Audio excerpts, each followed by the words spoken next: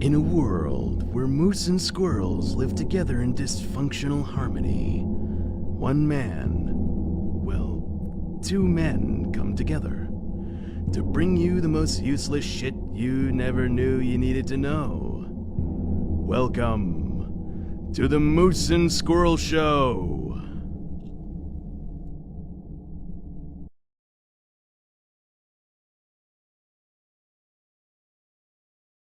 Now you can fucking hear us. What? Fuck. Yeah, nope. Getting ready for the show. Welcome. The producer, the guy that's supposed to produce the show. He slept in. We were still doing show prep when I hit I said, oh, we should start streaming now. And thankfully I had the microphones off so you couldn't hear all the holy shit. You think it's what we say on the air is bad?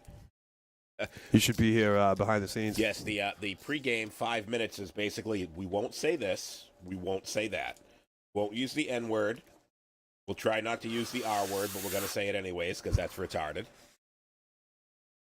Happy Mother's Day. Happy Mother's Day, everybody. In the same sentence as retarded. Yeah. Happy Mother's Day, everybody. Well, my mom did give birth to my sister, who's probably not watching yet, so. Happy Mother's Day, Lisa.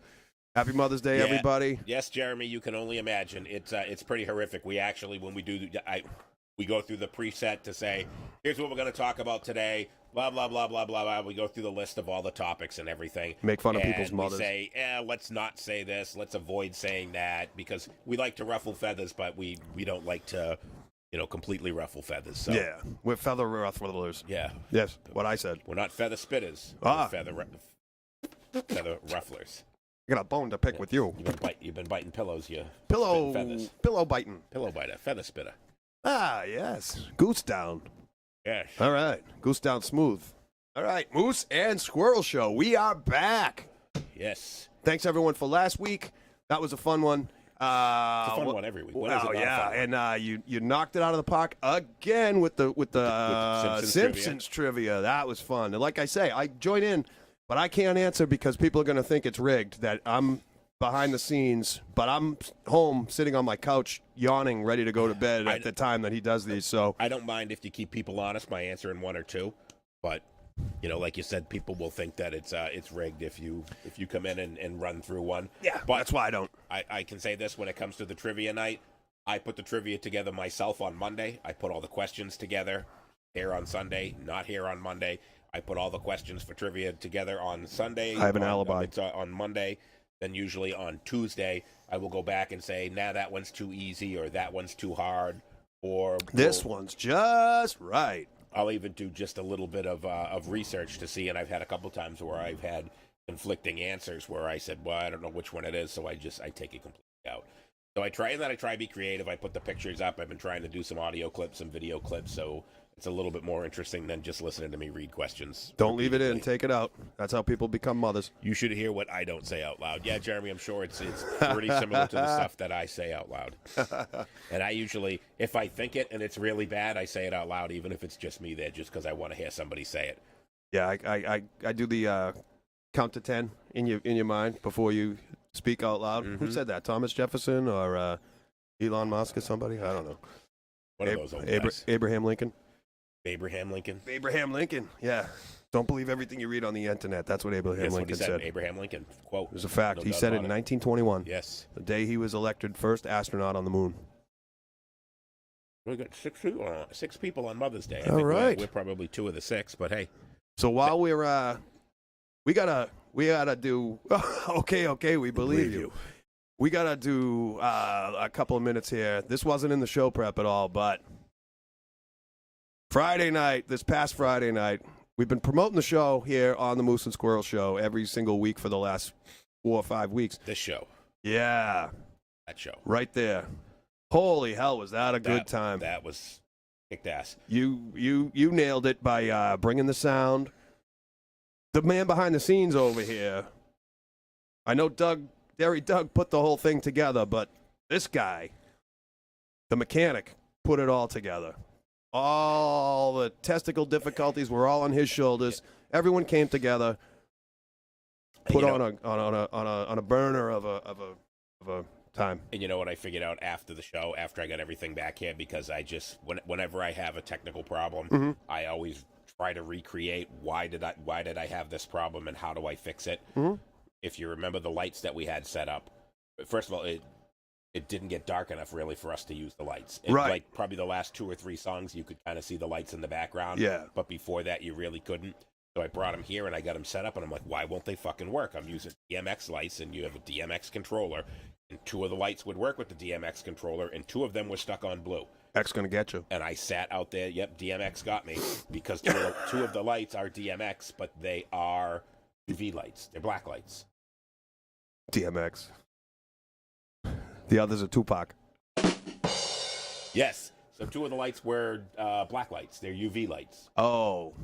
They're the UV LEDs, so they're only made to make things glow. So like the dandruff or the jizz on your girlfriend's shirt. Just gonna say. It makes them. So the whole reason why those 2 were blue is because they are black lights. And that's why they wouldn't change from any color to blue. Oh. I was getting ready to launch them. Remember, I kept saying I was going to throw the lights over the wall. Yeah. I get back and I look at 2 of them, and 2 of them on the side say RGBA, which is red, green, blue, amber. That's how you mix your colors. And 2 of them just said UV, and I'm like, Wow. I had never used them before. It was the first time that I ever used them. I'm like, are these UV lights? And that's what they were. So I figured out why I couldn't get them to change any color from blue. And if I had been able to get them to change another color from blue, that would have been one hell of a magic trick. That would have been something else. But yeah, it was a show kicked ass. Everybody did well. Cozy Throne, Leo Ducharme, as always, getting set up and Leo rushing through. Duke. Yep, getting everything set up. We had some technical difficulties. Had to run up and switch a couple mic cables by yourself. By myself, yes. Well, while everyone else was drinking beer. Oh, with the guys from Oxidize. Yeah. Helping you out. By that, I mean... I'd like to thank the singer for showing up. We're going to start calling him the Blister. Thanks for showing up after all the work was done. The singer of which band? Yeah. I don't think anyone that watches the show or has ever been to a rehearsal here at Transgression Studios knows which singer I'm talking about. I busted his balls when he showed up, but no, that's fine. It's not like I'm saying shit behind his back. I'm saying it fucking live on TV, but I busted his balls when he got there. I said, hey, look, the Blister's here. All the work's done and the Blister shows up. By the way, that's what my dad used to call me, was the Blister, because he would be like, oh, going out to do some yard work, get dressed, and come out, and super slow motion, find my sneakers, brush my teeth in the summertime when I was 14 years old, which I did like once a summer, like any other 14-year-old kid did. And then by the time I got outside, he'd be like, oh, here comes the Blister. And I'd be like, the Blister? He's like, what happens when the work's done? You get a blister. Here comes the blister. All the work's done. All the work's done. Because you procrastinated for 2 hours trying to find your sneakers and your shoelaces. And your shirt. And He's short and he couldn't reach the doorknob. Boom. Yes. He didn't know the password. We wouldn't let him in. He everybody showed up. Show was great. Thanks to the Auburn Pits for having us. Great crowd, too. Great crowd, one hell of a time. Nice drinking crowd. They really wanted to have fun. Kind of odd with the show ending at 9 o'clock, but if you've ever been to the Auburn Pits, the neighbors are very close to the place, and we played outside. The weather cooperated. It was really nice weather. Very nice. It wasn't too cold. It wasn't too hot. I love that place. I didn't know how huge the outside area was. It's a gigantic yard, and they didn't light the fire pit that night. I don't know why. No. They probably figured with us degenerates there listening to Oxidize, they weren't going to fire pit is like 10 times the size of an average fire pit at somebody's home, and they put there's some scattered wood in there and pieces of broken pallets and shit. But what I noticed was they were just begging, because you can only smoke down by there. Yep. They were just begging people to flick their cigarettes at the cardboard boxes that they threw in there to say, oh, I guess we have a fire now. So they don't go out and light it themselves. But yeah, they were waiting for somebody to be daring enough to light it. Yeah, and the people I talked to that actually were inside eating dinner said the food was great. So yep. And thank you to everybody that came out. People coming all the way up from Lynn, Mass. It's one hell of a haul to see 1 hour of Oxidize, but we're worth it. Yeah, and we thank everybody for showing up. Thanks for all the help lugging the gear. Joe Manzo came in clutch. Yep. Mark Gaba, Joe Manzo, yes. Doug Flood. Can't say enough about Doug. Lindsay's parents I can't remember their names, but I every time I see them, Mom and Dad. Yeah, Mom and Dad. Yeah, there you go. And they showed up. They helped lug gear. Everybody that helped set up. Jay's sister, Katie, came and helped that, lugging gear, breaking down the set after. Appreciate all the help from everybody. Cozy Throne came and played. Yep, thank you. All right. That one go over your head? Chappie was there in spirit. All right. Lynn Guy on a fire, bad combination. Yes, yes, Jeremy, absolutely. Yeah, Chappie. It was a short show. You know, we only played for an hour, and that's why I didn't expect a big crowd because it was Friday and it was early for a Friday going on at 8:00. So I didn't expect a huge crowd. You know, Kevin Doucette showed up. I don't want to forget anybody's names. People who showed up. That was my first live gig with an entirely, in an actual electric rock band. God, I sound like I'm from the 70s. An actual electric rock group in 17 years. I hadn't missed a beat. I hadn't played, thank you. I hadn't played with an actual band. Besides sitting in, a jam here and there and, whatever. I haven't played on stage since 2005 with an actual band. And it might even be 18 years. It might have been 2004. I can't remember. My mind is blurry and my nose is clogged and my fucking teeth itch and my toes hurt. It was just kind of like when you were jerking off, you didn't miss a beat. Yes.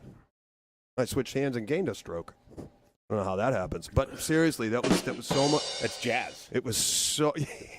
yeah, all that jazz. Yes. Jazz. That's what the black lights are for. That's masturbating in 5/4 time. Take the A train. I don't even want to tell you what that means. So... enough about me. What about you? What do you like best about me? We got to talk about. It's been like you said, the weather cooperated. It's been a great weekend. Yesterday, speaking of Doug Flood, yesterday was Derry Derby Day. All kinds of events, food trucks, live music, whatnot. I decided I napped all day. Thank you. I was recovering. You deserved it. Trying to reset the studio. You absolutely deserved it. I took the dogs out for a nice long walk down the trail. Who let the dogs out? I did. Who? You. The Owl Show. The Moose and Owl Show. Who? I took a walk down to the thing and Squirrel just got a nut on my shoulder. Watch the video. The UV lights don't lie. So I walked down to Sabatino's. Yeah, I saw they had a couple bands out there. Yeah, the winner of this year's Pizza Stock was there. Doug was out there. My dogs didn't bite him. I heard one of the bands were playing Creeping Death. Somebody posted on one of the Derry pages that one of the bands played Creeping Death. Really? Yes, that's what I heard. Wow. I don't know who it was or if it was any good, but Doug said one of the bands, well, not Doug, but one of the people posted on cool. Bringing Derry Together that one of the bands was playing little Metallica, Creeping Death. Nice. It was nice to go down, shake hands, and say hello, and kissing hands and shaking babies. Yeah, and being part of we got a nice little community up here in the Great White North. Oh, excuse me. Try being in Kentucky on Derby Day. I'll pass. Thank you. That's like going to Times Square for my balls dropping. I mean New Year's Eve. That's what I meant. Try being in Kentucky on Derby Day. No thanks. That's the one. Yeah. So anyway, you got to wear a fucking stupid hat and drink fucking mint juleps. I'll pass. So anyway, great weekend. I did the so. You say so, I say so anyway. I got to stop that. So fucking what? So fucking what? So what are we going to talk about today? So, what are we going to talk about today? What's the show? So the show, as you know, Bo, is... I'm doing a countdown in my head. Countdown. Wait a minute. 10. Wait a minute. I'll do the countdown. You do the countdown. 10, 9, 8, 7, 6, 5. Here's a little 4. clue. We've gone for main engine start. We have main engine start. Look at that. Anybody recognize the sound? Rock and roll.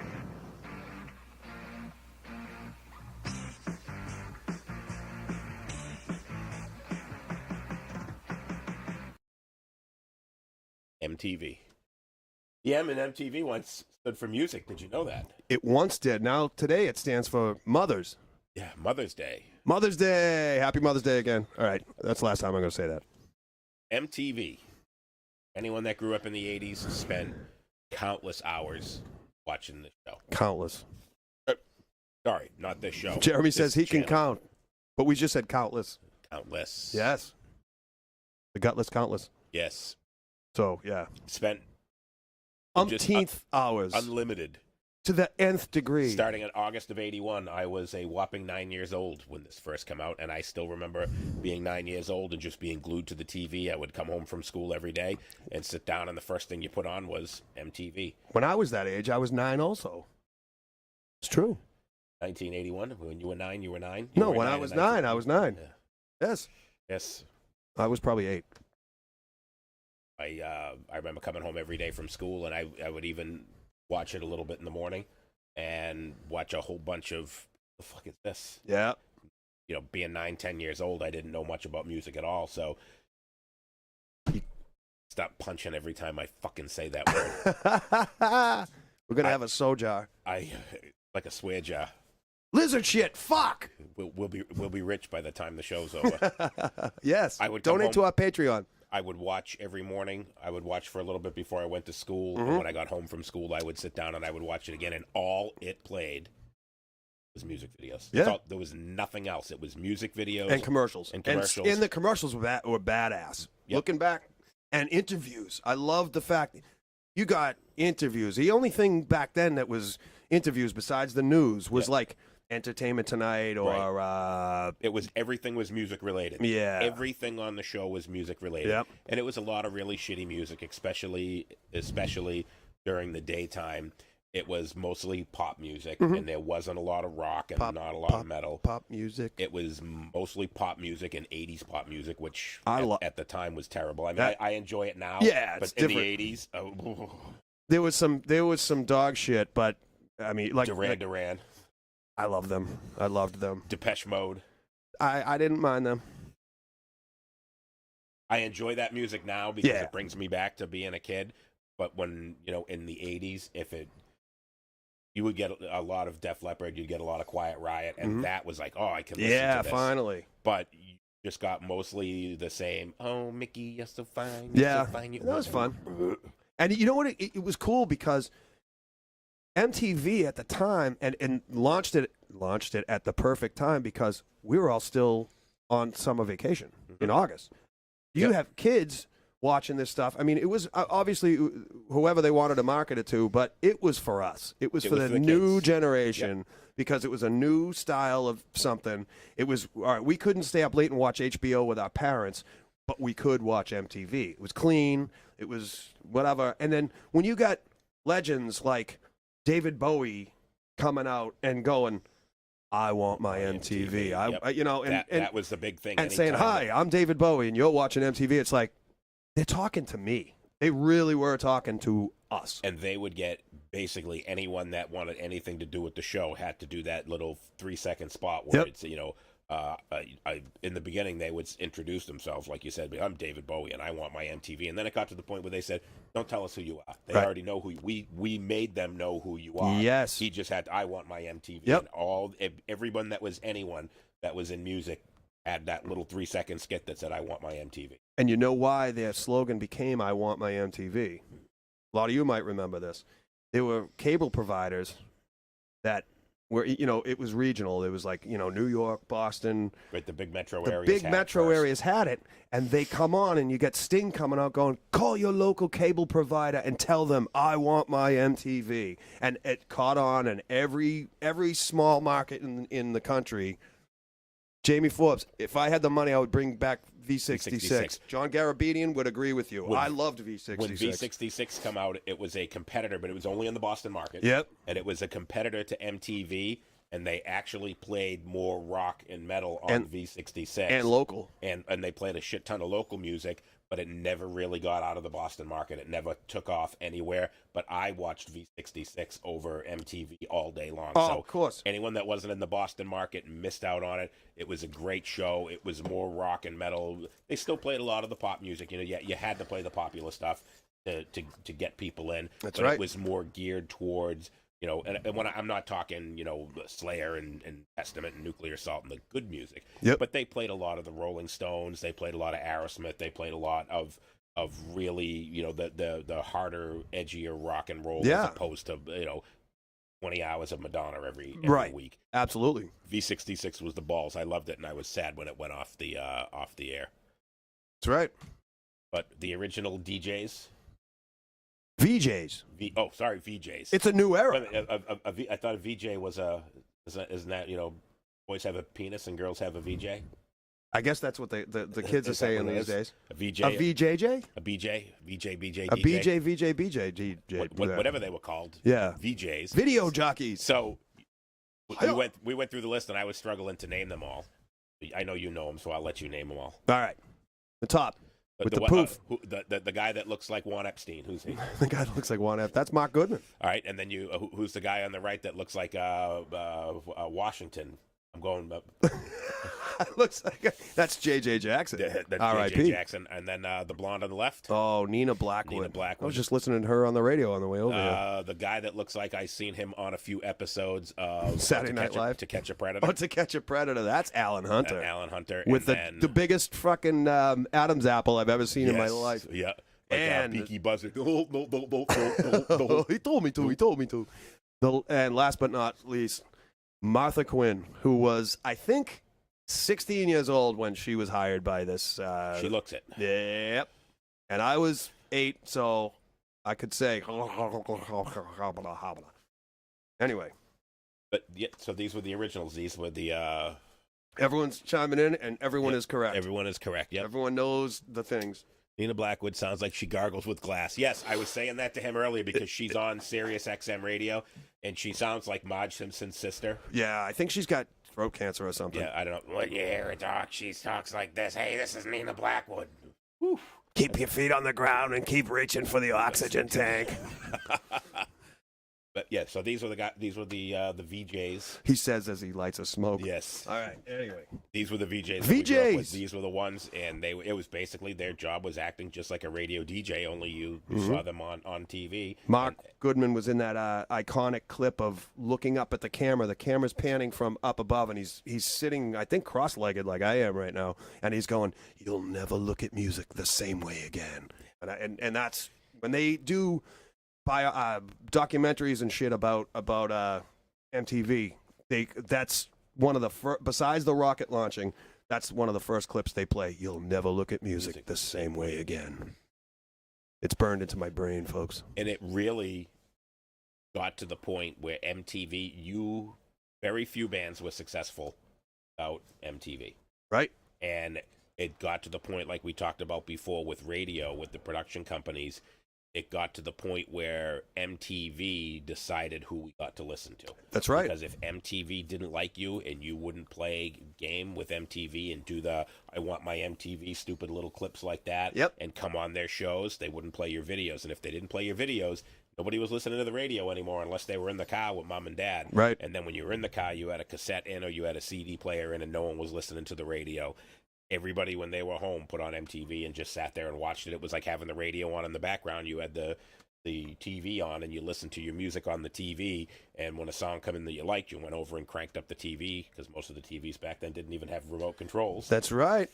Which we'll talk about later. We're gonna get into that one. I should have used that as my segue. But we'll rewind. we'll get there. But that's why in the 70s the singer-songwriters were all ugly as fuck because nobody cared what they looked like. Yeah. It was the cover of an album, or going on the TV show, in concert with Dick Clark or Don Kirshner's rock concert or Midnight Special. That's the only way you would see the Ozark Mountain Boys or Big John's Flying fucking Trapeze show. Or the Allman Brothers or whatever, but everyone was all ugly as sin. Music was better when they let ugly people make it. That's what people say. But a success story and an example of perfect timing, perfect generational thing. Stray Cats were playing they're from Massapequa, Long Island, New York, and they had no contemporaries. Nobody was playing like they were playing. And they finally gave up and were like, fuck it, we're moving to London. So in 1980, they moved to London. They made friends with everybody out there, all the punks, all of this, all of that. And they got their first record deal in London. They weren't didn't get signed in America. And then they come back and EMI signed them in America and put a compilation together. The Built for Speed album, their debut in America, Yep. is a mashup of 2 albums. Enter MTV in 1981. Stray Cat Strut comes out. Yep. Here's these guys playing Looking like 50s greasers. exactly 3 guys. You got a stand-up bass, you got a big hollow body Gretsch, giant pompadours, tattoos, a drummer standing up and singing and playing, and nobody saw anything like them before. They hit right at the right time, and they became fucking huge. Jim Chapman, MTV was where Kiss first appeared without makeup. That's right, and it was J.J. Jackson that was doing the show that night. And you have to wonder how much influence MTV had on them taking off their makeup to make them stars. Because before that point, Paul Stanley, Gene Simmons, Ace Frehley, and Peter Criss could walk down any street in America and nobody knew who the fuck they were. Exactly. And they said, if you guys want to be true rock stars, take off the fucking makeup. Mhm. And I strongly believe that MTV had They a did. lot of influence on Kiss, saying, hey, if you guys really want to be rock stars, unless you're going to walk around fucking Midtown Manhattan in the daytime in fucking Right. in your Halloween costumes. But that the was fucking makeup that off. was around the time Peter had just left. Ace had left, and they released The Elder, which everybody said, "Fuck you! This is garbage. Don't release a concept album. You're Kiss. We want to hear rock music. Yep. We want to hear rock music." And Paul Stanley has always gone back and said, "The writing was on the wall. We've done this for 8-9 years now. We have to prove that we're a real rock band." Real rock band, yeah. But they knew that with MTV, the Def Leppards were coming on, and this way before Bon Jovi and whatnot.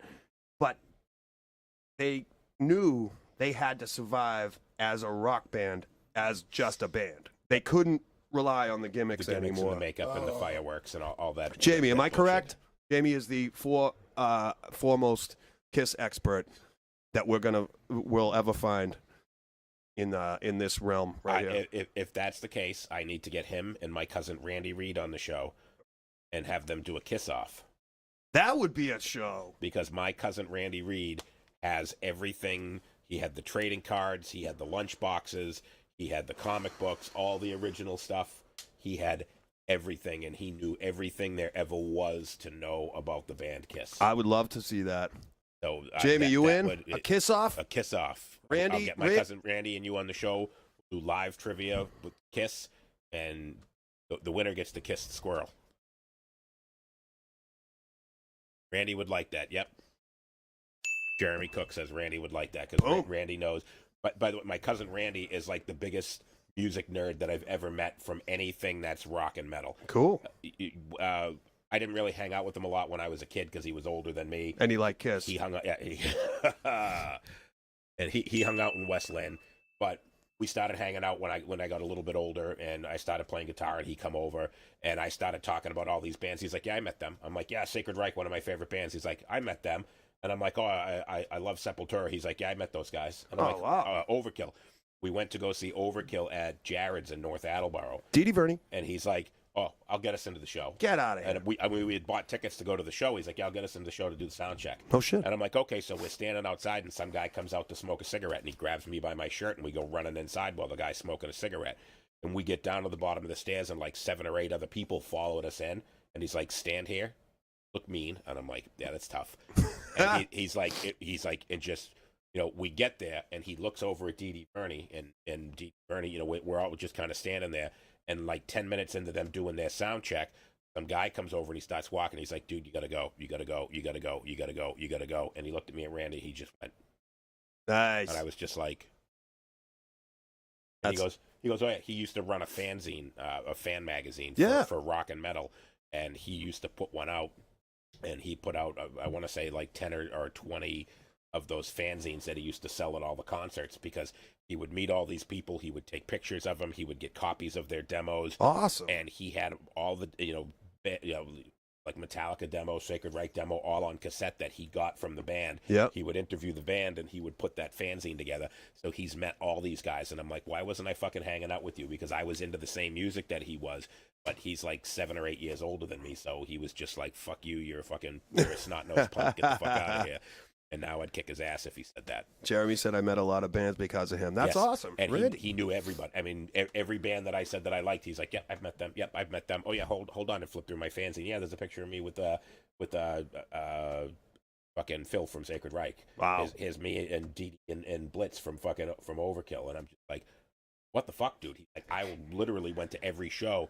He would go to New Jersey, he would go to New York, Maine, Massachusetts, New Hampshire, Rhode Island. He would go anywhere to go see all these local bands. Before the bands were big. That's awesome. He would go and see all those shows. Nice. But he was a super Kiss nerd, so that's probably why I didn't hang out. Everybody wanted one of these. Oh yeah, The Spaceman. Moon Man, Spaceman. Moon Yes, Man. so 1984, the MTV Video Music Awards, the VMAs, as they later became to be known as. This was what everybody wanted to get the little Moon Man statue, and all the adults were watching all the big shows. The Oscars, the Emmys, The Tonys, all those, the Vinnies, the Chicos. all those shows where it was basically the whole group of celebrities were going in and patting each other on the back, and millions Jerk of off people, fest. yeah, and millions of people would sit there and fucking watch it. And MTV said, "Hey, we own the music industry at this point. Yep. We're gonna do the fucking same thing." And then they started doing the Video Music Awards, and they would have bands come on and perform live, or I should say, artists come on and perform live. Because Yep. Madonna's not a band, but she did Like a Virgin on the very first one. Iconic in 1984. performance. How ironic is it that Madonna says anything about anything virginal? I don't think she was a virgin from the time she was 10. Yeah. So singing about something you know nothing about. She said like a virgin. She didn't say I'm actually a virgin. She said I remember what it was like to be 10 and lose my 10 years virginity. old. Yeah, 1984 MTV Video Music Awards. Mm-hmm. Yes, Jeremy, he made the Kiss the costumes. Randy did, yes. Nice. But yeah, 1984 MTV Awards, and we watched them. As kids, we always made fun of our parents watching the Emmys and the Oscars and Yep. the Tonys and all those other stupid fucking shows that come out. And then this come out, we were like, this is awesome. And Yep.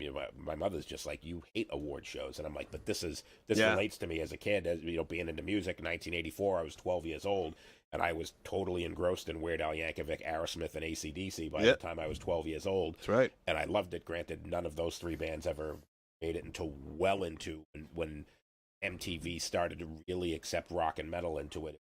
Primarily pop music. They would play rock and they would play metal, but it was 90% of what they were geared around was pop music. And they made a lot of pop musicians famous and popular by just constantly, when you get it rammed down your throat, let's take this generic 3.5-minute song that's got a little bit of a catchiness to it, Mm-hmm. and we'll put somebody out there that's attractive like a Madonna, and we'll put her out there rolling around dressed like a slut, and everybody's gonna love it, from That's 12-year-old girls to fucking 35-year-old fucking guys. Everybody fucking loved it, and they ate it up. Yep. And music became visual because of MTV. Everybody right. had, when you released an album, the first thing that you had to do, you had to have your first single that went on the radio, and with that first single, you had to have a music video for yourself. Yep. Or you weren't going anywhere. You You weren't. had to have it. You weren't doing nothing. Yep. But the before you switch it, Yep. Nope. the MTV also, like you said, they own the music business by then. They made and they broke and killed bands off if they wanted to, intentionally or unintentionally, but they sold us what they wanted us to hear. Yep. And they saw the writing on the wall and said, the pop stuff, yeah, it's all pop, and top 40 radio is always going to be pop and top 40 radio. And look at all these young girls wanting to dress like Madonna, and Yep. they wouldn't know that unless They saw it. MTV put it on the air. There was a whole other movement happening that MTV saw coming, and they realized they had to pick up on it, which brings us to our next. Actually, there's one before that, because their first show that they had, 120 minutes. That was the alternative one. That was the alternative one with, originally it was Kevin Seal.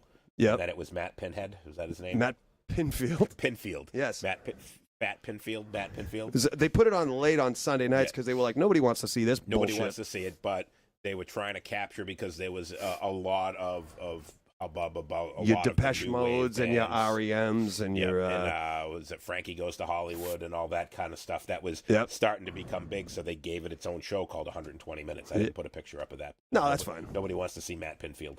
Yeah. And I used to Definitely not. watch, and I'd be like, how long is this show go on for? I know, it's 120 minutes. Why it's fucking like 3 days. I didn't worth have a of music. phone to No, calculate. I was like, exactly. fuck, I got to go to bed.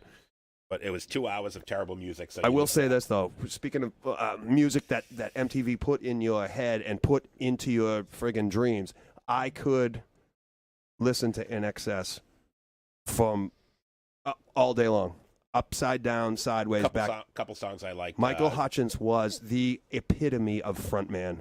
Some people say David Lee Roth. I say no. Michael Hutchence. Stick that in your kick, and Did David Lee Roth ever fucking hang himself while jerking off? I'm sure he has. He just didn't die from it. But he didn't go all the way. He didn't go all the So way. you got to give that to him. Yeah, because his hair fell out and he slipped through the noose and landed on the floor. But Michael Hutchence, oh my God, I got to give a. Jimmy Chappitt, The Young Ones was great. They introduced me to Motorhead. The Young Ones, not familiar with that one. Oh, the Young Ones. Holy fuck, was that a great show? I loved the Young Ones. What was it? It was British comedy. Okay. And Rick Mayall, the guy that was in, not Right Said Fred. What's the fucking movie? Freddy Got Fingered. Anyway. It was a British comedy, and it was fucking hilarious. Motorhead was on the show. One of the guys sang the song about Dr. Martin's boots. Jesus, that was a great show. I wish I could remember some lines, but Jamie remembers when the Thriller video premiered and everybody was late for school. You're right. I remember it as well. Yep, it premiered on MTV. him and Ola Ray, former Playboy model, Ola Ray pulled up in the 57 Chevy Bel Air convertible at the parking spot, the makeout lane or whatever the fuck. And she was dressed like a cheerleader or some shit. That was, and I wasn't a big Michael Jackson fan, but I loved Zombies. I was. So it was like, fuck yeah. You know, it was kind of, I'm sure George Romero wasn't too thrilled that he stole his idea. That's basically what it did. He just put music to Night of the Walking Dead. John Landis directed that awesome epic video. Yes. And we knew there was something brewing with Michael Jackson because we all knew that he was. I mean, he was incredible in the Jackson 5, and we knew he was a breakout star. Yep. Off the Wall wasn't as off the wall as everybody seems to think it is. It was a good album, but it wasn't.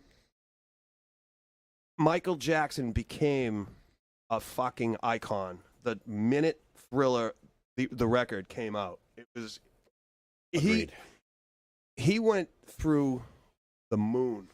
There was, if anybody, you all remember what happened when Michael Jackson released Thriller. It was like the uncharted heights of rock and roll supremacy. It was fucking amazing. 3 huge hits off of that was Beat It, Billie Jean, and Thriller. Yep. Those and then everything else after that. Everything else just kind of flowed with it. But those 3 songs, if you grew up in the 80s, couldn't get away from them. Yep. It and was nobody and there radio, MTV, didn't matter. Yep. All the time, nonstop. You heard one of those 3 songs at least once a day. If you were, anyone that listened to the radio, you heard one of those 3 songs every day. And whoever his handlers were at the time, his production people and his PR people, he had those, dark aviator sunglasses. At the Grammy Awards that year, I think 84, he wore that blue kind of Sgt. Pepper's looking sequin. Yep. With the gold epaulets yep. and the thing. And His set people his hair on fire in a Pepsi commercial. Yep.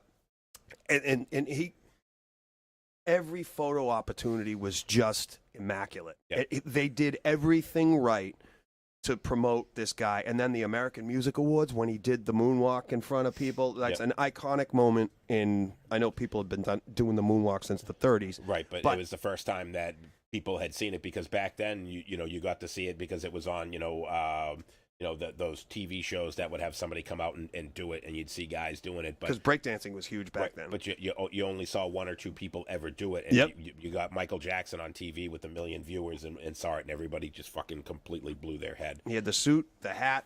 And then he had the shoes that got nailed to the floor that he could lean forward in. Yeah. That little trick. Yes, in the Smooth Criminal video. Yep.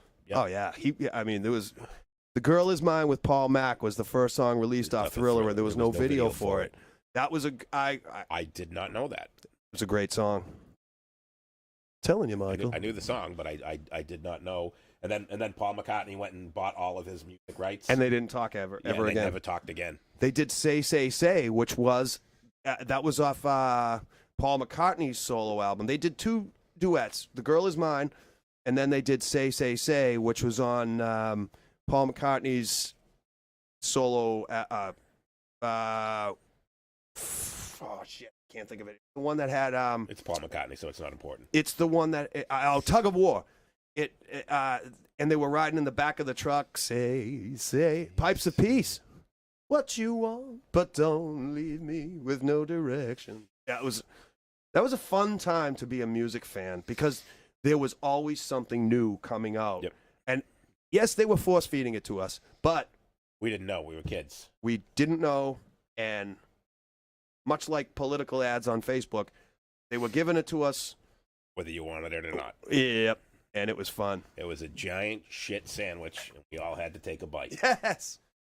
Jamie, correct me. Was Tug of War? Did that have Tug of War had the and McCartney had a video for it. What the hell was the Tug of War? The hit from Tug of War? No idea. No, it was there's some important take it away. Wanna hear you play till the lights go down, going down, down. Take it away, don't you want? Somebody take John's mic away so he'll stop singing. Till there's no one else around. Tug of War had "Take It Away." Thank you. I knew I wasn't losing my mind. Thank you, Jamie. So he'll stop singing. He couldn't type fast enough. So then, in our realm, the most important show MTV ever did. Yep. Headbangers Ball. One of the best episodes of the Bedwetters Ball was when Lemmy and Filthy Phil Animal Taylor from Motorhead hosted the show. Yes. And he comes out and he's just mispronouncing people's names. He goes, on the next video, because he's reading a teleprompter. He's coming up, the next video is from Ungwin Windscreen. Yeah. Ingrid Malmsteen. And then Filthy Taylor, like, is holding a dustpan in his hand. Yeah. And he goes, "I'm Lemmy, and this is Phil." And Phil goes, bong. It hits the dustpan on his head. I'll never forget that. Jeremy Cook, you can unplug him. The original DJ for Bedwetters Ball. Mm-hmm. Downtown Julie Brown. Does anybody know? I'm going to play a little trivia here. Who was the original VJ for Headbangers Ball? Adam's Apple Curry. Why didn't I ever call him He was that? an awful host for Headbangers Ball. But Tell him why. But he was not the original. But I'm going to tell you why. Downtown Julie Brown interviewed Ace Frehley on... Going Down Julie Brown? Yeah. I remember there were 2 Julie Browns. Wubba, wubba, wubba. Goodbye, God bless. Right, there was the black British Julie Brown, and then there was the girl with the knobs. Yeah, the girl with the big bombs. Yep. Wonder how she got that job. Adam's Apple Curry. I don't know why I never thought to call him that. That's brilliant. Anybody know who the original host for the Headbangers Ball was? He interviewed LA Guns for their first MTV interview. And he was so not the guy. He was actually cool though. He was he was very cool. He was a total stoner, so he kind of fit it from that perspective. Adam Curry was not, but he was not a metalhead, and that was why he just didn't fit. But they had the idea for the show, and MTV wanted to run with it, and they basically just said, Kevin Seal, you're the guy. Kevin Seal for the very first year. Kevin Seal. He looked like a businessman. Yes, he did. He looked like a businessman, but he was always stoned, man. He looked like he sells lights. Yeah. Ricky Rackman was the third host. Yes. Adam Curry was the second host. And so Kevin Seal, right here, Kevin Seal was the original host for the Headbangers. He was. Kevin Seal hosted it for the first year, and they realized it wasn't working out with Kevin Seal, and he's just like, listen, this isn't mine. I don't look like I listen to metal. I'm just not the guy. He's not selling it. I'm not the guy you want representing it. Yes. So they went to Adam Curry. Adam's Apple Curry. Adam's Apple Curry. So if you've ever seen there's an interview with Adam Curry because he at the time he was just one of the regular rotation VJs. Yeah. And they went to him and they said, "You're going to be the new host of Headbangers Ball." And he's like, I don't know any of this music. I don't know any of the bands. I know nothing about it. He's like, I'm here and I'm listening to Devo and Duran Duran, and they say, "You are now the host for Headbangers Ball." And he's like, I didn't want to do it, but I was in a contract. I didn't have a choice. He goes, so somebody come out the first day I walk in the show, and I'm like, yeah, all right, I'm ready to go. And they hand me a leather jacket, and someone comes over and does my hair up all poofy, and boom, I am now the VJ for Headbangers Ball, and I had a lot to learn. He's like, I knew nothing about the music, I knew nothing about the bands, and they just threw me into it, and I became the VJ for Headbangers Ball, and he did it for 2 years. Yeah. And then they switched to this guy, Ricky Rat's Nest. Ricky Rackman, who was another bad choice for host of Headbangers Ball. Sort of. Well, he was a 50-50 choice for Headbangers Ball. First of all, the theme music for Headbangers Ball, do you know who that was? Let's have another trivia question. The theme music for Headbangers Ball, do you know? Don't answer it, but just tell me if you know. It starts with this sound. No, it does not. Oh, then starts with an S. Yes, it does. All right. It was, but they're close, right? M. But it was not. Yes, that's who the band became after. But okay. Originally, it was the S band. All Megadeth. Right. Good guess, though. Megadeth was they did, I think it was the Music News, the P cells, the original music. Hi, I'm Kurt Loder, Slayer. and this is original- MTV Music News. Hold on, I can hold it out real quick. Kurt Loder? Nope. Oh. Slayer. Good guess. Good guess. A band that I absolutely love. It's going to give me a commercial. You got to give me 5 seconds to skip the commercial. One more guess before he plays it. I can This picture was all the those. intro music for Headbangers Ball. I can picture all those cars from the 20s crashing into each other and the bridge.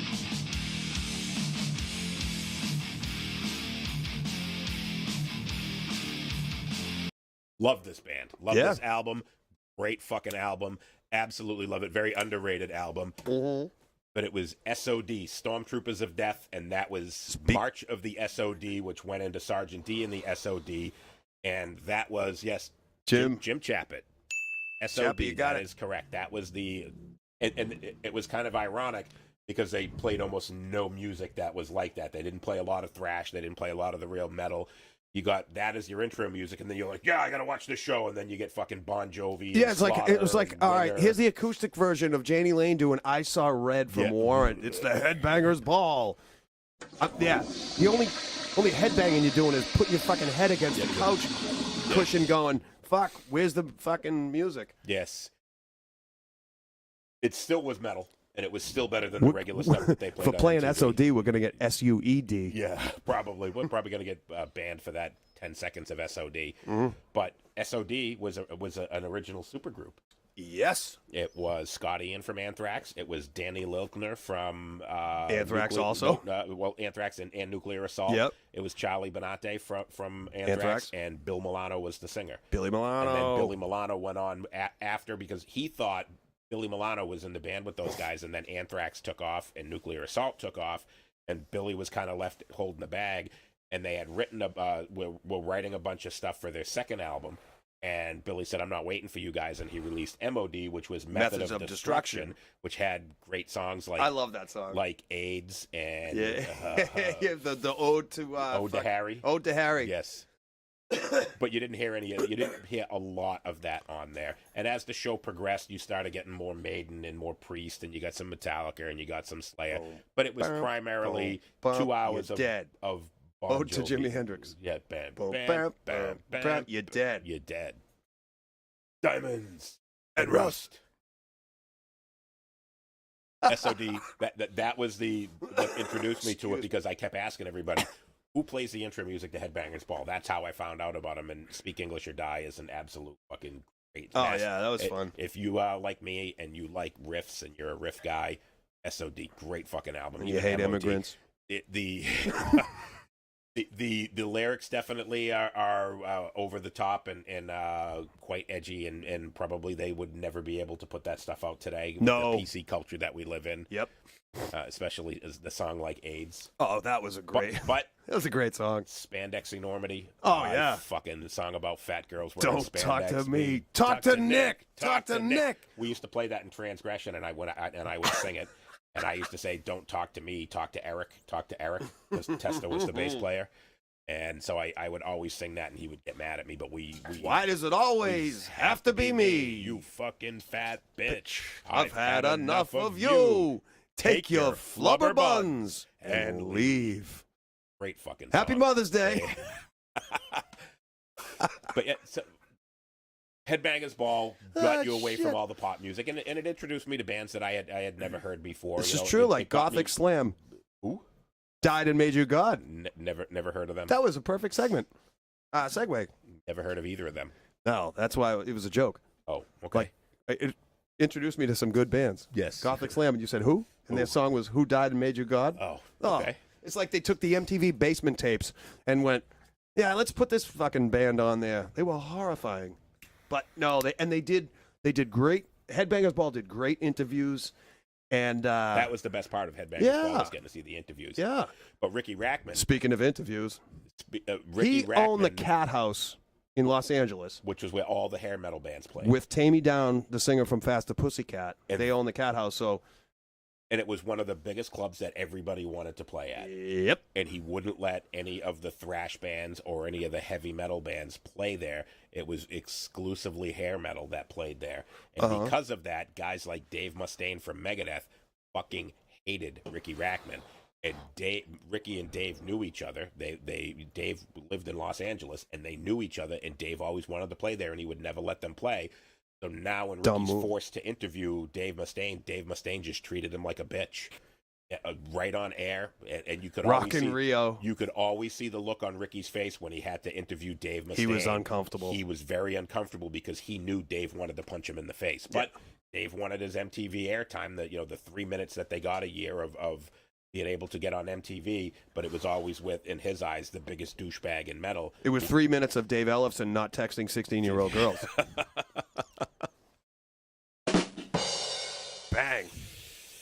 Yes, but most of the really heavy bands fucking hated Ricky Rackman because would not let them play at his club. And you notice what they did in late 1990, early 91? Ricky Rackman cut his hair. Yes, because And a lot of the metal bands Because were the grunge was coming. Yep. And they knew the tide was turning, and Alice in Chains. I remember they played Alice in Chains on the Headbangers Ball long before Nirvana. They ever played Nirvana. Yep. They played Nirvana on 120 minutes. Yep. They would play Alice in Chains. They would play Stone Temple Pilots. They would play Soundgarden because when it first come out, it was still considered metal. Yeah. But then as the bands in there started to evolve and And make bands their like own huge. Pearl Jam and Mother Love Bone and all those bands started to come in, Yep. they kind of faded away from the genre because they really weren't heavy enough to be. Andy included. Wood, if he could. They weren't hair metal. They weren't your Priest and Black Sabbath and Maiden. Iron Maiden metal, and they weren't thrash. So they kind of really didn't fit in anywhere into the genre. So they kind of broke off into their own genre, which they called grunge, which I just called it garbage. Yeah, and I was like, oh, this. And I kind of felt when I first saw Alice in Chains, that Man in the Box video, I was like, I'm the man with the box. we're going in a direction I don't want to go in, and I'm out. Jesus Christ Pose was as metal as can be. Yeah, I'm not saying that they didn't have any songs that weren't metal because their first album, the first Soundgarden album, was very it was Heavy. metal, but it was still kind of had that grunge feel to it. And Chris Cornell, love his voice, amazing fucking singer, phenomenal singer. You know what it is about that? They're all great bands.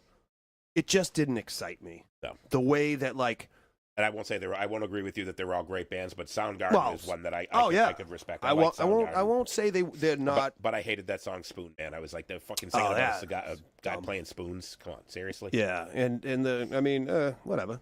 But Rusty Cage was all right.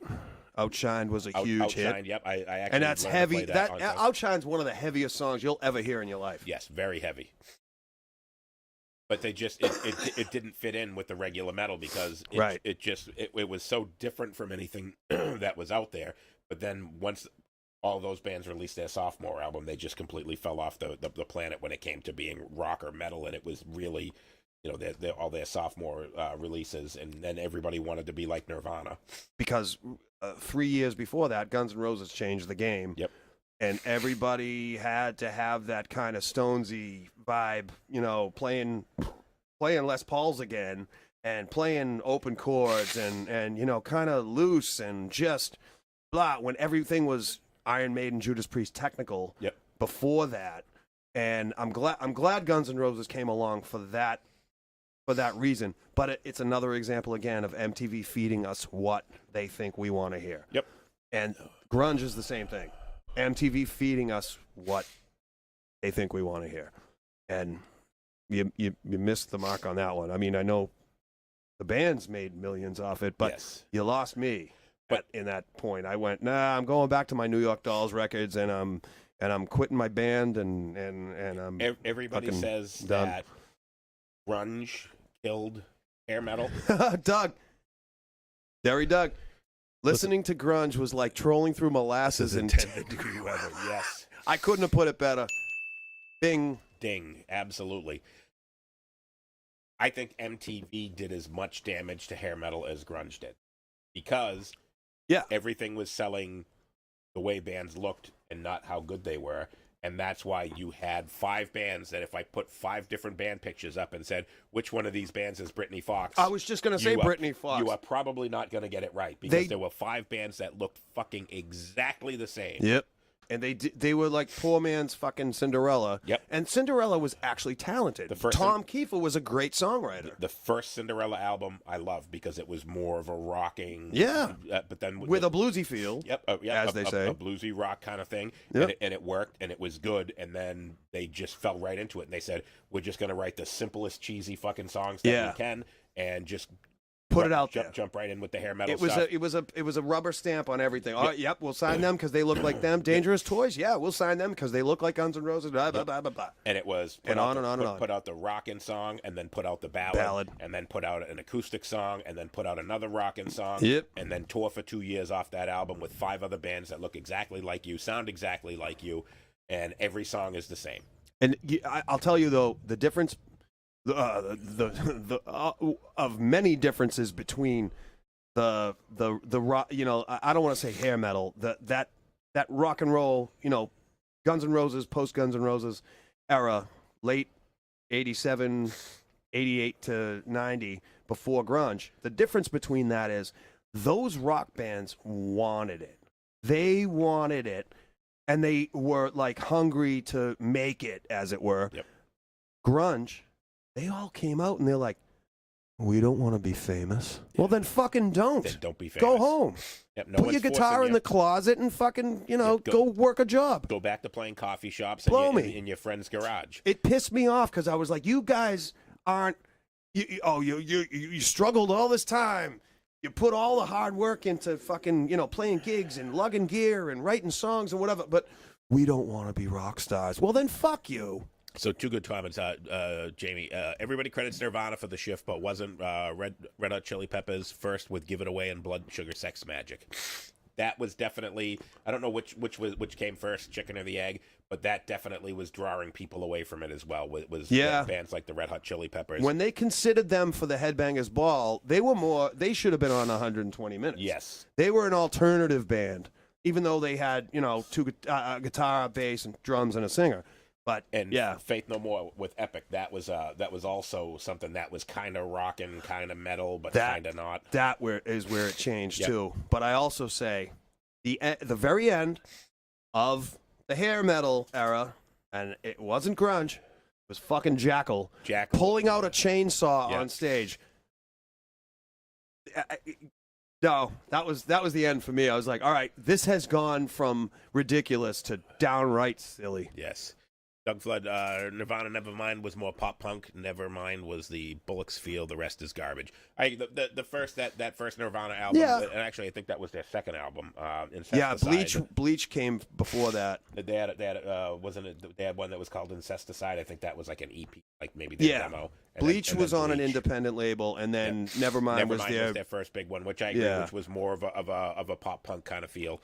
And then everything after that was just garbage. Carrie Ann saw Cinderella with Bon Jovi when she was 16. I remember that tour. Yep. Sorry to hear that. I didn't see it, but I remember it. Sorry to hear that. My nose is running all over the place, so I'm going to be That's all right. sniffling a lot and Yeah. using my Kleenex. It's allergy season. Doug put us on an outside gig. Yes. It's going to happen. Yep. Pollen. But yeah, Paul and Gene.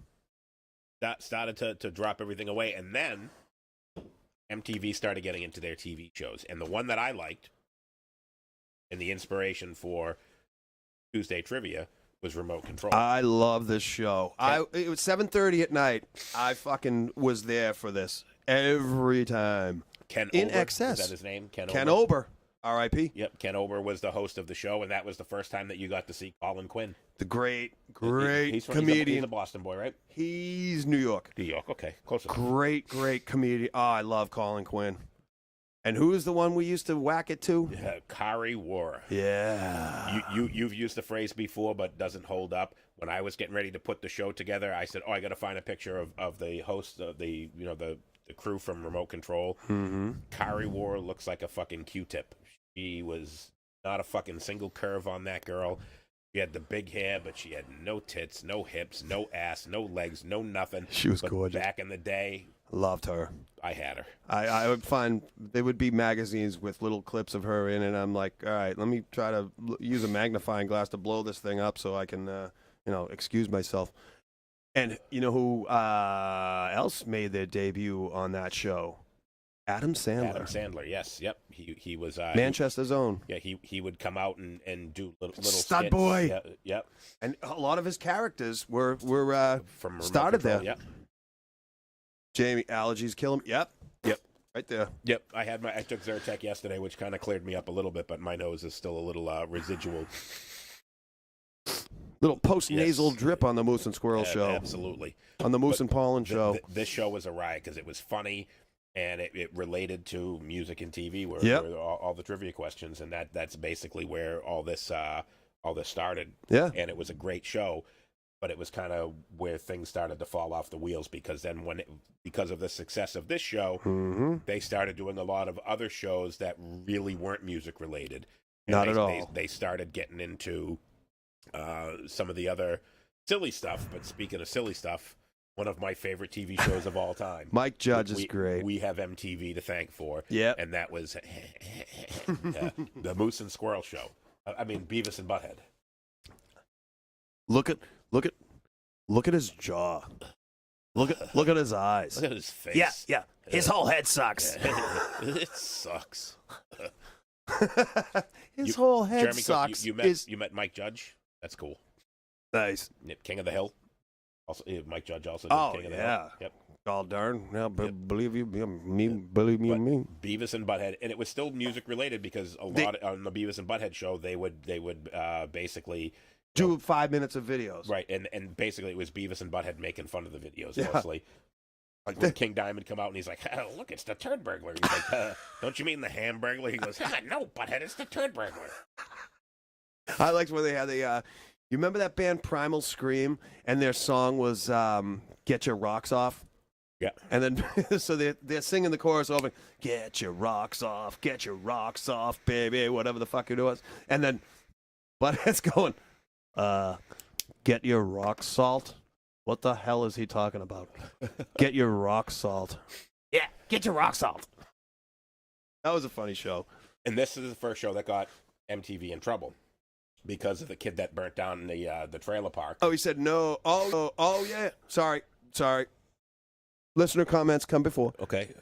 Jeremy Cook. No, Adam Sandler. David and I were movie extras in one of his movies. Excellent. Nice. Which movie? Jeremy Cook, Part 2. Yes. Mike Judge, King of the Hill's making a comeback. Good show. Hope it does. I think they should do another Beavis and Butthead movie. What? What? Boy's been whacking off in my tool shed.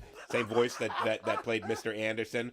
The same Yep. voice is the voice of the main character, who I don't even, his name escapes me right now. Hank. Hank Hill, yes. He sells propane and propane accessories. Hubby Halloween. I've never even heard of Hubby Halloween. Didn't even know it was a movie. Must have been one of those straight to DVD, probably because you were on it. And Drew Barrymore must have been the co-star, right? God, I love her. Yeah, so Beavis and Butthead, they got in trouble because they, Beavis was anytime they would have fire. And some kid burnt down his trailer park and blamed it on Beavis and Butthead. And they got in trouble for frog baseball, where they would play baseball with the frog. As I'm looking at a picture of Ted Williams. Yes. Off topic, you guys remember the movie Trick or Treat soundtrack by Fastway? Yes! Trick or Treat with the fucking guy. Oh, yeah. I do not. I do. You do? I do Okay. remember. I don't remember any of the songs, but I do remember the ad in Hit Parade or Circus or whatever the hell I was reading back then. Shit parader, circle jerkus. You know what I loved was Kerrang, because they were from England. Yes. And England's always better, except in the Revolutionary War. England always knew what was up. Man, so Beavis and Sammy Butthead, Kerr. Beavis and Butthead had to change the intro to the show to say these guys are just cartoon characters. Please Do don't not try this anything at that home. they do. Things that they do Because might your get you kids are fucking dumb. arrested, deported, or even death. Yep. Yep. So they had to put it in the beginning of the cartoon to say, hey, this is a cartoon. You're not going around fucking trying to catch a road runner and blowing yourself up. Right. So why would you do the dumb shit that these kids Yeah, do? don't slam your car into a painted mural wall Yes. in the desert. If you're chasing the road runner and you see what looks like a tunnel, it's probably just a painted mural. Nobody had to tell us that. No when one we were had to kids. tell us that. Looney Tunes did not have to put those on there that says you can't ride on the back of an Acme rocket. I love it. Do not try this at home. Great. But Beavis and Butthead had to, because kids at that age were just that fucking stupid. Well, that was like in there was the famous story in well, maybe not famous, but my parents told me, maybe because we lived on the third floor. When Superman was that in East LA? Superman came out. There were kids opening their windows and trying to fucking jump out and Trying to fly. jump out the window. Eric Clapton's kid must have watched Superman. Oh, Too soon? nah, it was the maid, man. Man. He wasn't watching them. Because people are dumber now. Yes, Jeremy, people are just fucking stupid. They see shit on TV and they think they can try it. And people are more aware. The grown-ups are more aware of what the kids are doing and more worried about them. I think a lot of it is everybody wants their 15 seconds of fame. And so you do Yeah. something stupid and put it on a YouTube video and you're idiot famous. Like the asshole that did you see the video last week? Some guy trying to be a badass. He brings a parachute with him, flies his own plane, and he jumps out of it and deliberately crashed his plane Yes. into the fucking. And the FAA took his license. He'll never fly again. Just he did it for followers. Yeah. Hey, watch me. I'm an idiot. And the Moose and Squirrel Show right now has 10 viewers. Next weekend, I'm going to fly a plane with a parachute. Darwin Awards. Yes, Jeremy. Yeah, absolutely. But that everybody wants their 15 seconds of fame, so people are all doing dumb shit. Kind of like talk shows, says Yes. Doug Flood. Yep, kind of like talk shows. Absolutely. There are people on those talk shows, I've talked to people that are on those, and none of that stuff happens to them. No. They give them a topic, and they're like, hey, I want to fly out to the Jenny Jones show Yep. to Chicago for a free weekend. Jerry and Springer. they're like, yeah, and they give them, and they say, can you say this? Can you say that? Oh, yeah, my boyfriend's addicted to porn. Well, come on out, and we'll give you a hotel for the weekend, and we'll film the show. My and boyfriend's addicted to porn. Bring him out. There's a- Everybody's boyfriend comes out on yeah, stage. There was a girl. Everybody. There's a girl I talked to, and she says, Yep. have you ever been? I'm like, no, I haven't. She goes, you should do it. Apply for tickets. They send you a topic, and you Yeah. just fucking. And you say, yes, I can do it. Yeah, I can do it. This girl was on 3 different episodes, 3 different topics with 3 different guys. It's a farce. The Jerry Springer show, they literally give you the rules. If you've ever seen people, you would think that no one in the United States knows how to fight if you've ever seen the Jerry Springer show, because they tackle each other and they slap each other, because that's all you're allowed to do. You're not allowed to close punch anybody. It's like pro wrestling. You're not allowed to kick anybody. It's basically exactly what it is. It's the WWE. And I have a friend who one of her friends was on the Jerry Springer show, and they even said it was totally fake. I was hoping Mike Judge would cover Chuck Berry and his favorite kind of breakfast. And if you don't know, look it up, what Chuck Berry's breakfast really is. Yeah, that involves some bodily fluids, so everybody Google that on your own. Chappie, yeah, because adults are fucking stupid. These fucktards that literally do what their GPS says. Hello, Starro Drive trucker. Yes, yes, you're absolutely right. Yeah, Chappie's is a truck driver. John's a truck driver. You guys have something in common. CDLA, good man. Yeah, I believe Jim's a CDLA as well. He's got to be. Brothers. But yes, Road Brothers. Beavis and Butthead. Seen every episode, every single one. Love it. Seen the movie. Love it. Hysterical. Just total lowbrow potty humor, just at its best. No blue waffles here. Yeah, we don't Google that either. What is Chuck Berry's favorite breakfast?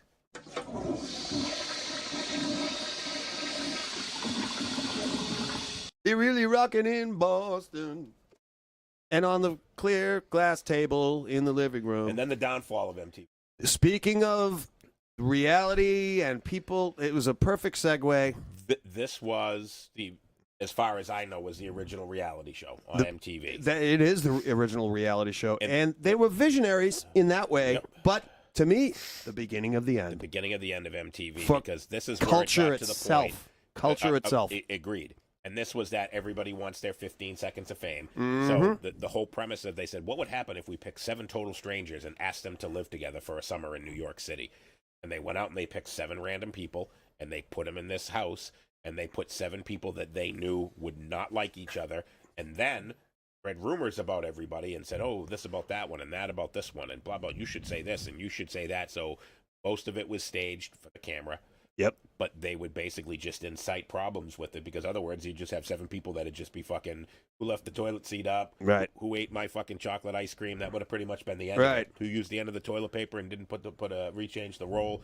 Who hung it over versus under? That's what you would have got if it was real. They had the black girl Melissa. I think she used to do like guest spots as a rapper on like I think Digital Underground. She was a part of, and they had that cute girl from the country. They made her look as plain as they made her look like a dumbhead, like a plain donut. And she looks at the girl and goes, "Are you a drug dealer?" And it was like, "Oh my God, this racist girl from the South just called me a drug dealer." And it was, and they had to appeal to everybody. They had the kid, they had Adam with the goatee, the gay guy, Kevin, Puck, the dirty guy. That was season 2. That was season 2. Okay. Yeah. They put him in with the kid that had AIDS. Yep. And he didn't want anything to do with that, so he was always making fun of him. But the first season, they had Kevin, who is now I think he's a writer for Rolling Stone or the New York Times or something. But yeah, they would just all gang up on each other, and it was a shit fest of bullshit. And they had the kid with the long hair, I forget his name, but he was in a band called Rain Dance, and they ended up playing at the Rock Pile, and 6 people went to see them. The Cock Pile. But this is what started all the reality shows and started stripping away all of the music videos because you started getting shows like this.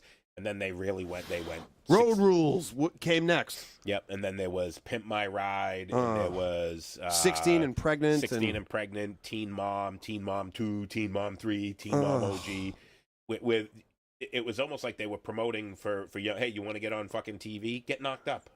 Disgusting. Have a problem with your relationship? We'll put you on fucking MTV. Disgusting. We'll follow you around with the camera. Awful.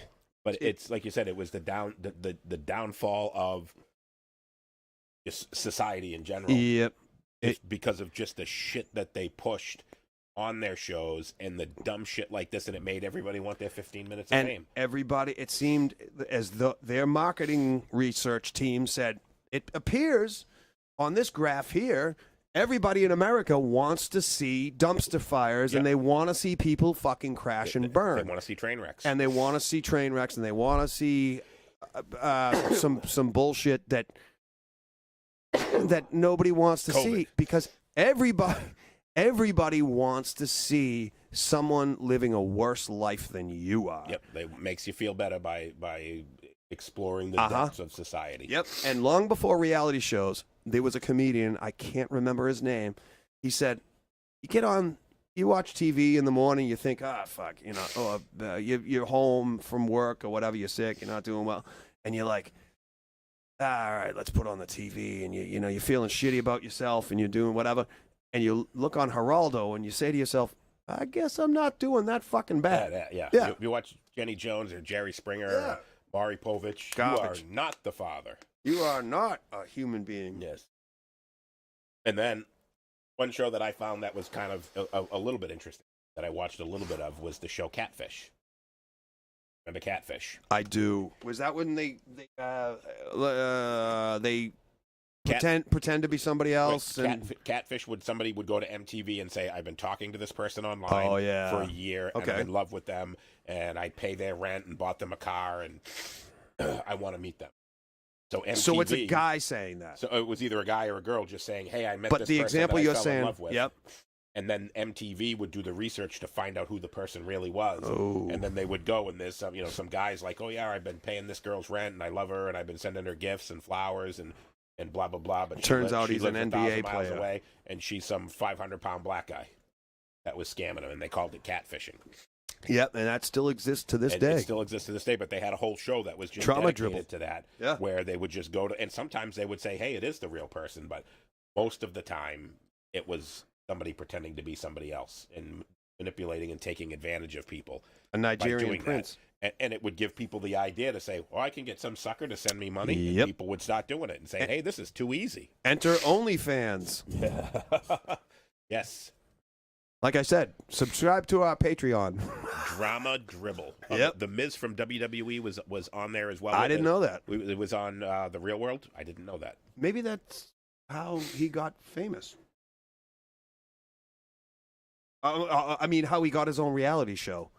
Because there's I think on USA, there's a Ms. and Mrs. I don't watch any of that bullshit. No idea. But it led to a whole crop and breed of celebrities, quote unquote, that shouldn't even be celebrities. You can thank MTV's The Real World for the Kardashians, right? Right. Yep. So there we have it, folks. For garbage like that. Absolute trash garbage. And people you slow down at a car accident, and you look, and you want to see wreckage and carnage. You want to see the train wreck. You want to see the train wreck. And you owe that all to MTV. Yep. Because that's basically almost all of the shows that MTV had, with very few exceptions, were just fucking train wreck after train wreck after train wreck. But it led us to... and they got rid of all the music. Yeah. So they went from people going on there to enjoy themselves and enjoy music. 24 hours of nothing but music. 24 hours of nothing but music. And then, Remote Control was the first show that I remember was Remote Control that I watched. And then you had Beavis and Butthead. And they brought on Daria, which was the spin-off of Beavis and Butthead. Which didn't do well. Diarrhea, cha-cha-cha. Diarrhea, cha-cha-cha. So they brought on that show. And then they just started doing all the spin-offs of that. And then everything on MTV was just reality shows. And garbage. That they had MTV Cribs, where they basically said, hey, we're going to show you somebody's house that you'll never be rich enough to live like this. And they would just show that, which just kind of fostered more of people saying, I want to be able to live like that. And you get all the phony rich people, all the ghetto rich people driving around in their 7 Series BMW, where they live at the fucking Lowell housing projects. Yeah. Jamie just said, was the Osbournes on MTV? I don't remember, so correct me if I'm wrong, but I know that opened the door for Gene Simmons' Family Jewels on A&E. So I think it was A&E that was that did the Osbournes first. I could be wrong. I could be really wrong. But the Osbournes was the first. MTV 2005. MTV 2005. We have it confirmed. Nope, I'm sorry. MTV 2002. Okay, MTV 2002. The final episode was in 2005. So, yes, the Osbournes was another MTV show. And that was the You want to talk about fucking train wrecks. That was Ozzy Osbourne. Karen! But that was a fun little glimpse into the thing. Have you seen his show with his son, Jack? No. It was, it's like World Tour with Ozzy and Jack. And they go to just places, and his son takes him around to, like, all right, we're going to the Holocaust Museum. We're going to London. We're going to, here. We're going to fucking Cozumel, wherever the hell they go. I don't know. But the the Gene Simmons Family Jewels was an interest. If you're a Kiss fan, was an interesting look into a rich person's life. Show off shows. Yep. Yep. No, You're absolutely right there, Carrie never Ann. saw that, but it got to the point where MTV was nothing but train wreck. Yeah. All it was 24 hours of fucking train wrecks. Yeah, I can't even think of MTV anymore. Nope. But I long for the days of classic MTV. it served its purpose, Yeah. and I don't understand why somebody doesn't go back and do that again and kind of have that music, because you go on YouTube and there's music videos all day, every day on YouTube. Yeah. Bands are still making them because YouTube is now that marketing avenue to get their music out there. Yep. Yep. So everybody goes out there, and that's the media outlet to do your music videos, and people still do them. And oh, Jamie. Oh, this is sad. Yes, it's pretty good. Speaking of the Ozzy show with his son, Jack is in the early stages of MS, and current day Ozzy is close to the end with Parkinson's. Yes. And I knew Ozzy had Parkinson's. Yeah. I did not know that Jack had MS. I didn't either. That stinks. But like I said, I think we talked about it last week or the week before. Sharon said they're selling their home in Beverly Hills or wherever the fuck they live, and they're moving back to London. And our guess is he wants to die on his home soil. Yep. Yeah. What are you gonna do? I don't want to leave it on that note. Come on, let's. So what other MTV shows are we missing here that was terrible? Yes, Kerry, I agree. Yep. They need to bring back Revamp a new. I don't want them to do it because they're just going to give you the garbage. I want somebody that actually enjoys music, loves music, and puts it out there. And even we're all old enough to remember the TV Guide where you went on and you said, from 8 o'clock to 12 o'clock will be pop music, and from 12 o'clock to 4 o'clock will be rock music, and from 4 o'clock to 9 o'clock you get different VJs that do a different genre of music. The answer's right in front of us. And you would tune in, you'd get 2 hours of Stray Cat Strata, you could get 2 hours of fucking Overkill and Slayer. You got it. The answer's right in front of us. Yes. Are we dumb? The answer's right in front of us. MTV should fucking put the Moose and Squirrel show on. That they fucking should, and it would be like Beavis and Butthead. It would be perfect. I don't want MTV to do it, though, because they'll fucking ruin it. Oh, yeah. They'll end up having, They'll make you cut your hair. I have a feeling you're going to make me cut my hair. I'm just jealous that I can't grow mine anymore, except for out of my ears. Jackass. Again, talk about fucking train wreck shows. Garbage. Let's have people get up there and make complete idiots out of themselves. Yeah, I didn't go for that. I don't know why. Sean Smith, perfect example.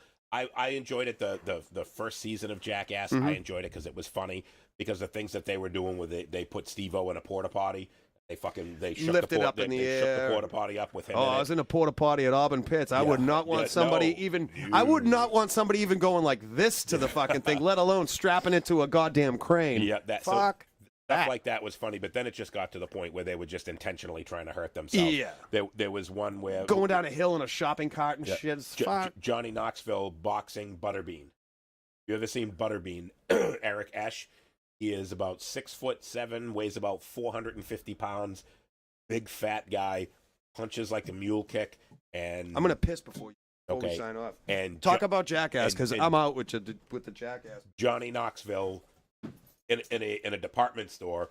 They both show up dressed as boxers, and they got in a fist fight in a store. Just absolutely fucking stupid shit. And he ended up with a concussion and a broken jaw out of it because he's an idiot, and that's what you get. VH1 had the means to give us back MTV, but they folded. AXS TV had the means to give us MTV format, but even they went reality TV. I remember VH1, and VH1 was kind of like that, the music your mom listened to. They played a lot of Celine Dion, and they played more of the easy listening kind of. They played a lot of the Police and a lot of stuff like that. I flipped back and forth because the music on MTV was garbage, but every once in a while you'd catch something good. I kind of felt the same way about VH1. And VH1, that behind the music, when they did those, they have a behind the music of Megadeth, they have a behind the music of Metallica, they have behind the music of AC/DC, Iron Maiden, a lot of the metal bands. Those shows on VH1 were fucking awesome, and I loved them. We used to race shopping carts across Stop and Shop parking lot. Yes, I used to do that too, but we didn't crash into each other intentionally like they did on the show Jackass. Is it the first series, the first season of Jackass was funny, But then they just really got into just saying, hey, how can we almost kill ourselves? And it made people want to go out and recreate that stuff. And, hey, let's do dumb shit ourselves. Let's set ourselves on fire. Let's strap fireworks to my back and set them off. It really got people doing dumb shit to get their 15 seconds of fame. And they just kept doing it. And they kept doing it. They just put out a Jackass movie last year. They did another one. It just... The stuff same like that. network that had to put a disclaimer to kids on Beavis and Butthead. Puts out Jackass. And Billy Thompson said you should no longer get piss breaks.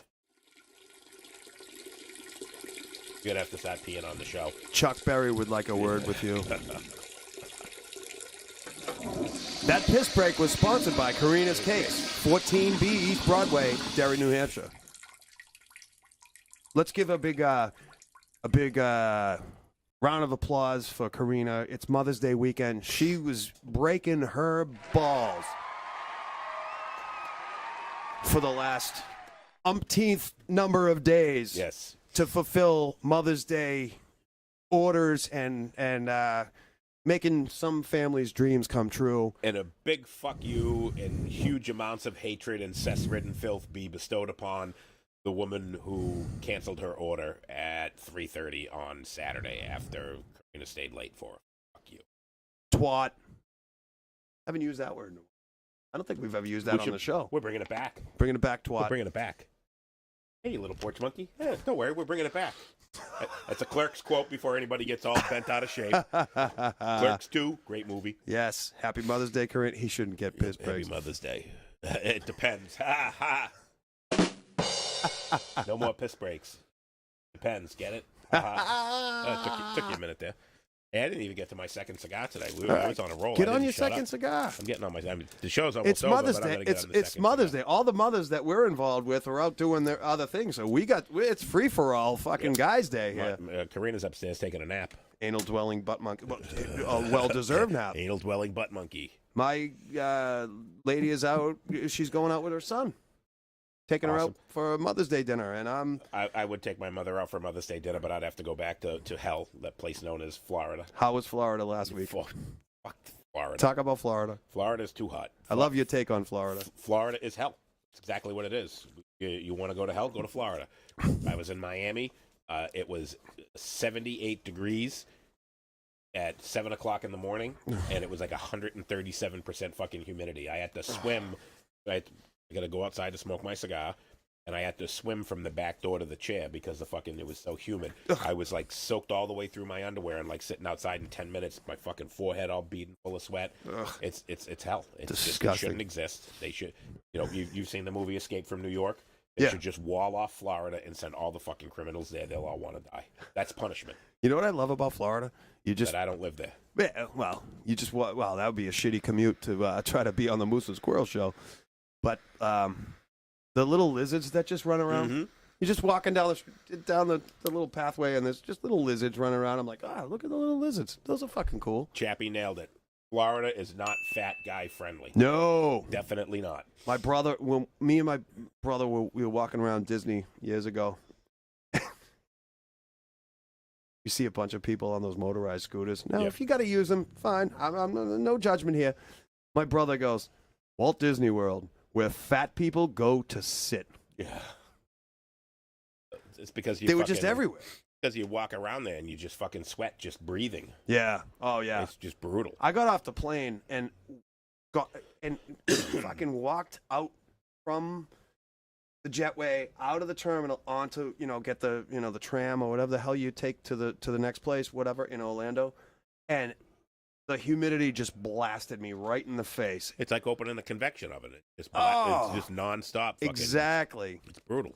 Brutal. What was the so Jamie had mentioned VH1 could have saved the day. Yeah, I talked a little bit about VH1, the Behind the Music series. Yep. VH1 Behind the Music was awesome. Loved it. Great, great shows with the. It's not often you hear nobody in the 2000s talked about Andy Gibb in documentary form, and I thought that was fucking killer. Leif Garrett. Yep, how they got where they were, how they fucking fell off the face of the planet. They had a great one on Metallica. They had a great one on Megadeth. They had a great one on Alice Cooper. Even the Def Leppard one was really interesting. Yep. And they did. VH1 used to do VH1 produced movies. Remember the Def Leppard movie? Yep. And they had the what would have happened if John Lennon and Paul McCartney had actually gone to Saturday Night Live the night that Lorne Michaels said $500 for the Beatles to reunite tonight live on TV. Yeah. Sean Smith, just scroll through MTV. 2 days of ridiculousness. That's all that's on right now. Right, and that was basically Jackass. But what they would do is they would go out and they would find videos that people posted on Lazy YouTube. man's Jackass. Exactly. Well, what they wanted to do? They wanted other people to do the work, and they didn't want to say. And they always said, do not send us any videos, because if you send it to us, it will never get on the show. Mm-hmm. Just post it online, and we'll find it. Mm-hmm. And then they would contact you and say, hey, we want to use your video on the show. Yep. But it was kind of like an America's Funniest Home Video, but it was just basically America's Biggest Fucking Idiots. Mm-hmm. But that ridiculousness, that was another, and that was one that I kind of a little bit could watch, and it was mostly because of the blonde with the big mouth that was always sitting on the couch. Yeah. I don't remember her name, but just blonde with the big mouth. Yeah. Yeah. I think if any of this reality show stuff spawned anything good, it's Impractical Jokers. Sometimes it's uncomfortable. Never seen it. I understand the premise of the show. But... It's a bit of silliness. Yeah. And it's one of those ones where it's all safe. Like we were talking about doing live Moose and Squirrel talking to people, and the Dairy page had a lot of good and bad to say about that. Yep. But they were like, they do this stuff, and if you sign releases for this shit, it's fucking television. You blur the faces out of the people that don't want to be involved, right? And whatever. So. Yep, MTV2, just a bunch of teen mom movies and what happens to music. Stupid. MTV just, I want to say it was like 2012 or 2013. MTV hasn't shown a music video since like 2012. It's completely out of, it's no longer music television, which is what originally it stood for. Now MTV is just dumb fucking reality shows and people doing stupid shit. It's you want to see a dumpster fire, go put on MTV or MTV2 or whatever it is that's still on, and it's just dumpster fire after dumpster fire. Are they perpetuating the what happened to music? Are they saying it themselves? No. Oh, that was just a comment. Yes. All right. Yep, just garbage. Oh, what happened to music? Yeah. Yeah, garbage TV. That's all. It should be GTV now. GTV. That's what it is. Garbage TV. Yeah, I don't even put it on. When I'm scrolling through the channels, I give me the Food Network, give me Jeopardy at night. Done. Forensic Files. Oh, I could do Law and Order. When I'm not feeling well and I'm on the couch, I'll watch the reruns of Chicago, any of the Chicago Dick Wolf series. Yep. PD, Fire, Law and Order. Give me Law and Order all day, every day. But I don't watch much TV. No, to tell you the truth. I watch Forensic Files a lot, but that's pretty much the only thing. And every once in a while, like the last couple of weeks, when I went the 2 weeks that I had off, I was watching a lot of The Walking Dead. I love zombies, so I started rewatching it from the beginning. I think I'm on season 4 or season 5 now. But it's again, I'm finding out why I don't watch the show. The first 3 seasons I thought were great, and then it kind of fell off the face of the earth. It got more about the people than about the zombies, and that's where I started losing it. And I'm on like season 4. I didn't like that show from the start. I like zombies. Yeah, because I just want to randomly walk around and shoot people in the head. That would be fun. That's Sean Smith, Jeopardy. Jeopardy. Yep. I used to watch Jeopardy. Not anymore. I haven't watched it in years, but I used to watch it with my mom. I used to watch it with my grandmother. But it's another one of those shows that I just got to the point where I'm just like, no thanks. Yeah. But anything is better than fucking the garbage they put on MTV. Just fucking trash now. It went from being an American icon and something that everybody watched. Influential. Once they realized the influence that they had, that was when off the fucking face of the When earth. Paul Paul Reubens was caught, this was an iconic moment in MTV history. When Paul Reubens was caught beaten off in a porno theater, Yep. he come out dressed as Pee Wee Herman to present an award, and he says, "Heard any good jokes lately?" That is brilliant writing, brilliant marketing, brilliant behind the scenes fucking, whatever. And there was some amazing performances all through the years of that kind of stuff. And now I remember my mom saying like the Grammys or something were on, and you know, generation gap, whatever. And I listened to a lot of the music my parents listened to, whatever. But I remember my mother walking in the room watching the Grammys or the MTV Awards, and it was like, I want to thank everybody for making Mary J. Blige who she is today. And my mother goes, who is she? Now, if I put on the MTV bullshit or any of these things, I don't know a single performer. Yep. That's what MTV is today. They give me the squirts. Yep. And not the good kind you find on Pornhub. Not that kind. Absolute fucking trash. I think MTV should hire us to bring back the rock and the music. Yes, that would be interesting. Derry Doug, make it happen. Jeremy Cook, watch more YouTube. That's just it. Tons of music videos. You know, I find guys like Leo Maraccioli, if you've ever seen him on YouTube. He takes regular standard Didn't he just pop open for us the other night? He takes just standard generic pop tunes, metals them out. Something that, you know, we oxidize, we metal up a lot of songs and make them even more metal. Two cellos playing Metallica? Yes. Fucking amazing. Yep, and there's one where they have a bluegrass band that plays Slayer War Ensemble. You find stuff like that on YouTube. There's a guy that plays Megadeth Holy Wars on the flamenco guitar, and he plays it with just his hands. Nice. And it's unbelievable.